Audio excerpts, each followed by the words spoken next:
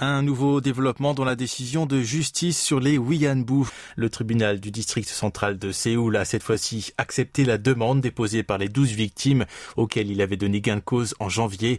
Le jugement rendu alors a condamné Tokyo à verser 100 millions de won à chacune de ces anciennes femmes de réconfort qui avaient intenté un procès civil contre le gouvernement japonais. Cela dit, celui-ci n'a donné aucune réponse. Face à ce silence, les plaignantes ont entamé des procédures leur permettant de se faire indemniser par la vente des avoirs du gouvernement nippon dans leur pays.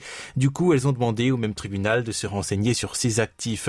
Le juge responsable explique la nouvelle décision par le rôle propre du pouvoir judiciaire qui, selon lui, consiste à trancher des litiges juridiques, le règlement des contentieux diplomatiques relevant, lui, de l'exécutif.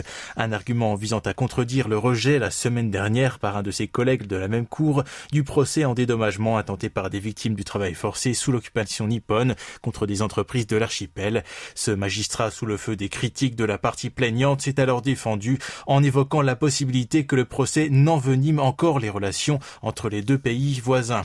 Autre argument avancé par le juge qui a accepté la demande des Wianbu, ceux sur le traité de 1965 qui avait rétabli les relations diplomatiques entre Séoul et Tokyo et sur l'immunité souveraine du Japon. Selon lui, l'accord en question n'annule pas le droit de réclamer un dédommagement à titre individuel et le principe de cette immunité peut faire l'objet d'une exception dans la question de ces anciennes femmes réduites en esclaves sexuels.